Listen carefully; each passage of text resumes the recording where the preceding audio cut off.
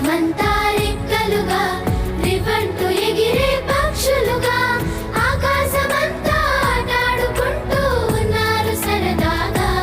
ఒకరేమో సీను ఒకరేమో జున్ను కలిసారే ప్రాణంగా కురిసారే వర్షంగా. పాటేమో సీను ఆటేమో జున్ను ఒకటై ఎదిగారే మధురంగా.